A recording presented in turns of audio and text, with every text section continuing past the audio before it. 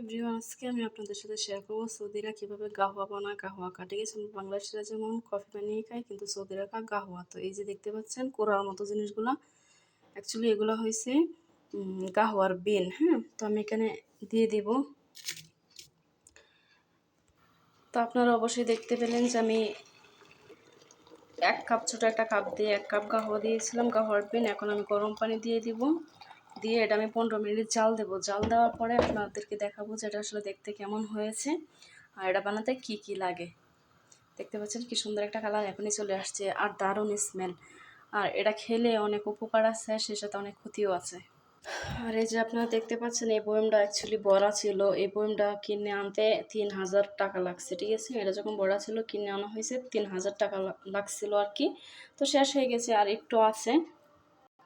এটা হচ্ছে অরিজিনাল গাহওয়ার ফাঁকি।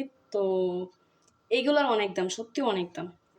আচ্ছা, এখন আসি আপনাদের সাথে শেয়ার করি যে গাহওয়ার সাথে আর কী কী দিতে হয়। গাহওয়ার সাথে তো মনে করেন যে খেজুর তো দিতে হবে, ঠিক আছে, এটা থাকতেই হবে। গাহওয়ার সাথে খেজুর দিতেই হবে। তারপরে এই যে কাপগুলো তো আছে গাহওয়া খাওয়ার জন্য। আর এখানে আছে আঙ্গুর। সবাই আঙ্গুর দেয় না, যার ঘরে যে ফল ফ্রুট থাকে সেটাই দেয় আর কি। তো আমাদের ঘরে এটা ছিল, তাই আমরা এটাই দিলাম। আর এই যে এখানে প্লাসটা আছে, প্লাসের ভিতরে আমি গাহওয়া ভরে রাখবো। অনেকদিন ধরে গাহওয়া রাখতে রাখতে প্লাসটা লাল হয়ে গেছে, কিন্তু ভাববেন না যেটা ময়লা, ওকে। আর এই যে এখানে আছে এলাচ। এলাচি তো বলে এগুলাকে, তাই না? আমি আসলে এলাচটাকে ভাঙিয়ে রাখছিলাম, তো গাহওয়ার জন্য এটা দিতে হবে। এখানে 1 চামচ দিলাম। এখন আসি ফাইনালি গাহওয়ার কাছে। আপনারা দেখতে পাচ্ছেন গাহওয়াটা হয়ে গেছে, আমার কিন্তু 15 মিনিট হয়ে গিয়েছে। আগে ছিল কি মানে পাতলা, এখন কিন্তু এটা জাল দিতে দিতে ঘন হয়ে গেছে। এই গাহওয়া আমি এখন এটা আমাদের ঢেলে নেব, দেখতে পাচ্ছেন আপনারা। তো আমি পুরোটা ঢেলে নিই।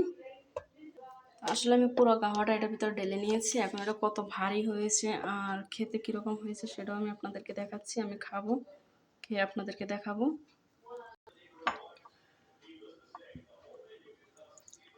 তা দেখতে পাচ্ছেন আমি এটা আমাদের ঢেলে নিলাম। অল্প নেব, আমি বেশি খাবো না।